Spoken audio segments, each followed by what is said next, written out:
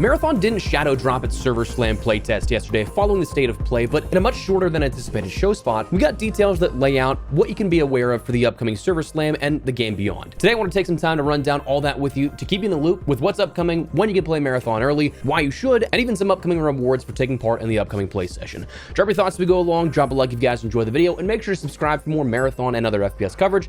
I'd love to have you in the community, but for now, let's get into it. So the only thing that was showcased on the actual State of Play broadcast was a new trailer for Marathon that was kind of setting the stage for the narrative lore, the universe here, a bit of it, and showcasing some interwoven gameplay and environmental sneak peeks. But at the very end of that, they announced the Server Slam Open Preview Weekend, that starting on February 26th and ending on March 2nd. So right before the launch of the game, that being March 5th when the game goes live for everybody in its full capacity, the $40 or up, depending on what version of the game you end up getting. So a very last second sort of preview here of this, launching on PlayStation 5, Xbox Series X and S, as well as Steam, coming along with crossplay and cross-save enabled for this. Now, this is a Server Slam, so it is something that will not carry over any stats or anything like that, any loot gained. The sole focus of this is straight up to test the servers and to make sure they're in a position that they can handle all of the influx of players for launch. Now, how you can get in on this, it's not yet available, but will be available just on the basic storefronts closer to the date of when the game launches, again, for PlayStation, Xbox, and Steam.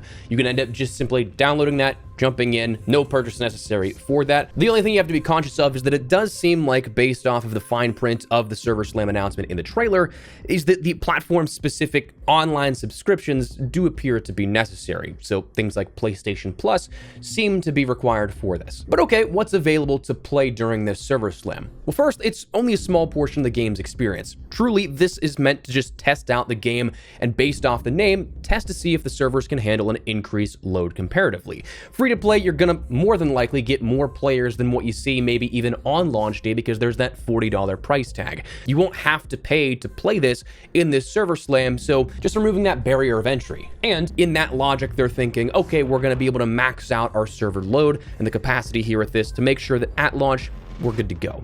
But what you can play in this Server Slam is two zones, Perimeter and Dire Marsh. Perimeter is an edge site expansion of the colony's outskirts, and Dire Marsh is the colony's agricultural research hub. If I'm not mistaken, both of these have been seen out there extensively in the wild, from stuff all the way back from the reveal that we got to showcase like back in March, plus everything else that's been seen in the closed beta testing, and then also some stuff that's probably leaked out from all of the closed testing up until from, again, that sort of late spring, early summer testing that was invite only, to then the stuff that was under NDA that's possibly leaked out since then. You're also going to have access to 5 different factions early on of Cyberacme, New Caloric, Traxxas, Mida, and Arachne, with progress available through each of the early faction levels and progression trees you can take part in. You can try out 5 of the 6 runner shells that will be available at launch, plus the scavenger experience of Rook. You can play as a crew, play solo, and form uneasy alliances with proximity chat and more. So you're going to have all of those basic functions in there, giving you the rundown of everything you'll see fundamentally, just not the full entirety of the content offering. What will not be available to play are the zones of Outpost and Cryo Archive. Outpost is the zone set in the middle of the thriving UESC military installation, and Cryo Archive is the endgame zone aboard the derelict UESC Marathon. That's something they've detailed explicitly will unlock in Season 1. So that's something you won't even have available at March 5th in the game's launch. Season 1, while not detailed, will probably be a couple of weeks after the launch of the game, maybe late March, early April. But then you also won't have that 6th runner shell of Thief, full progression for all 6 factions, including additional contracts, deeper upgrade trees, and the addition of the 6th faction of Sekiguchi Genetics. The ranked mode also unlocking in Season 1 will not be there in the Server Slam.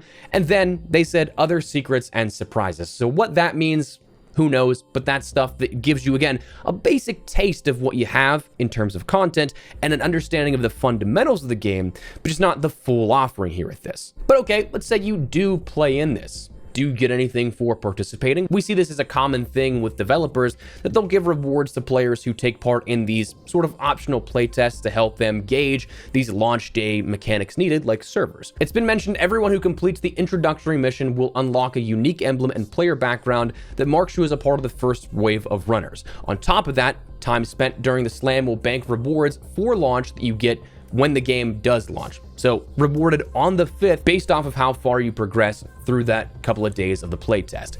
Simply completing your first mission will unlock the standard arrival cache, which is 6 standard implants, 4 standard runner shell cores, 6 standard weapon ship mods, and the weapons of the overrun and hardline. Reaching runner level 10 will unlock the enhanced arrival cache, which are 6 enhanced implants, 2 enhanced runner shell cores for each shell, 12 total, 4 enhanced weapon ship mods, and the weapons of the enhanced magnum and enhanced hardline. And then if you reach runner level 30, which appears to be the max level for the playtest, you'll unlock the deluxe arrival cache, which are the blue rarities, where this will come with 3 deluxe and enhanced implants, 6 total, a deluxe and enhanced runner shell, 1 for each shell, 12 total, a deluxe and enhanced weapon ship mod, 2 each, 4 total, and the deluxe magnum and enhanced volley rifle weapons, along with the deluxe base backpack.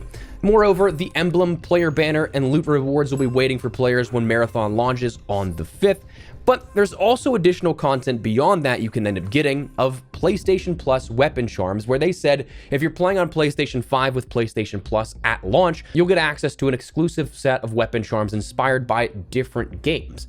Helldivers 2, Death Stranding 2, and The Ghost of Yodi. Kind of cool that they're incorporating other games and different IP into this, but whether or not that's something that's sort of lore or universe breaking for other players, I don't know if people will get too hung up on that kind of stuff, but you get some cool homages to other games in the PlayStation archives. Those simply just being available for those that have PlayStation Plus and are playing on PlayStation as their main platform. But they did say that they will have charms for Steam and Xbox players as well, but they just don't have details of that at the moment. So that's what you get as kind of a rundown for the content of what you get to play and what you get to sort of be rewarded with as a result of that. But what do you actually have to expect for this playtest overall? Well, firstly, you have to understand this is a basic offering of the game. It's not everything, though admittedly it is actually more than I expected initially. Like, I honestly kind of thought when they first mentioned, oh, there's going to be a playable weekend here at this, we'd probably see like Dire Marsh or Perimeter only as the maps, not having both of those available to play, which is definitely cool. The big thing is they're just trying to see how much of a server load that they can handle without any sort of issues. Kind of like a trial run of the launch to make sure that when that launch actually does happen, everything goes swimmingly. That's the one thing that I think that unfortunately kind of got lost in translation with Arc Raiders was their server slam.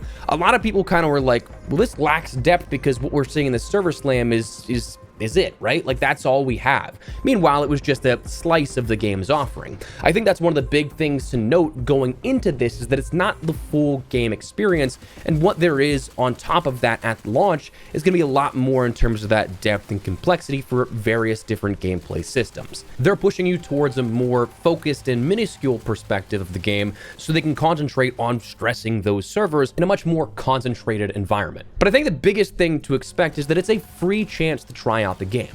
Marathon has been, since its reveal last year, a sort of dividing project. Some people dig it, some people think it looks like the worst thing in the world. But regardless of how you feel, this is a prime opportunity to try it out and either give it a chance to perhaps sway your opinion or confirm to you that maybe it's not for you, all for the big grand old price of $0. And listen, it's not often that a studio will, literally the week before the game's launch, give you the keys and say, give it a test drive. And for that, big props. I'm sure plenty of people will have it confirmed that it's not the game for them, but I'm also sure that plenty of other people will enjoy it for what it is and what they play. And allowing players to come to that conclusion themselves without any outside influence of some idiot with a microphone on the internet, like me or so many other people out there who talk about games, that's commendable. The only real way to know if you yourself like something is that if you get it in your own hands and try it out for yourself. So my ask to you, if you're on the fence about this game, try it out for yourself. You have nothing to lose but a few hours of your weekend perhaps. In grand scheme of things, I know that I've wasted plenty of time on stupider things in my life. I'm not disappointed if I find out through a few hours that I could save $40 or if it could be $40 well spent, but trying something out for free is the way you'll know about that. So personally, I'm looking forward to getting hands-on. I'll unfortunately be unavailable for the launch of Marathon, so this will be a nice little prep phase, albeit still a little shorter, because the way the timing works is that I'm away for the launch of the game, but I'm also away for half this playtest as well. So I'm gonna have like max a day and a half with this, but really looking forward to getting some hands-on, maybe prepping some content here for the launch. But also, I'm really looking forward to the narrative and how this plays out. I've said it before so many times. If anything, I want to come out of this game, it's the story. I think this would have been an absurdly complex and in-depth story for a great single-player narrative, but to put it into an extraction shooter like this, it's going to be a lot of story element hunting that many probably don't even know about. Like, for context, Marathon's lore, basic overview. Like, it could not be a simpler overview of this because it's this in depth.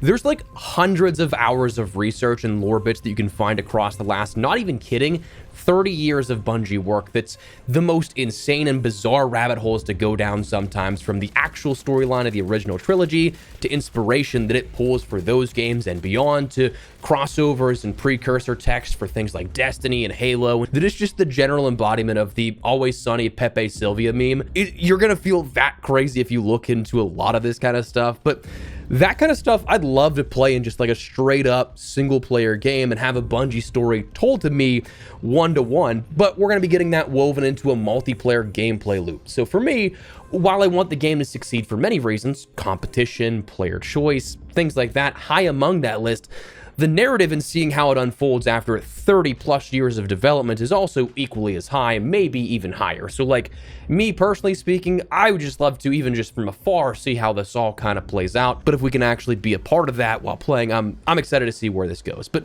anyways, that is where we're at with Marathon here and what we learned out of yesterday's state of play. A little later here on this, been sick all week, so kind of just getting back into the swing of things here. But wanted to fill you guys in if you are at all interested in this kind of stuff and are maybe looking forward to getting your hands on, whether again to test it out for yourself to see if you like it, if you're just gung-ho about playing for the first time here or first time maybe in a couple of months. I want to fill you guys in and keep you in the loop. But let me know your thoughts down below. Are you guys looking forward to Marathon and what we have upcoming? Drop your thoughts. If you guys enjoyed the video, you found it at all insightful, do me a favor and drop a like on it. And of course, if you are new to the channel, make sure you subscribe so you don't miss a single thing regarding all things Marathon and even more FPS content. I'd love to have you in the community. For now though, thanks so much for watching. Mine has been Espresso. I'll see you later. Take care and peace.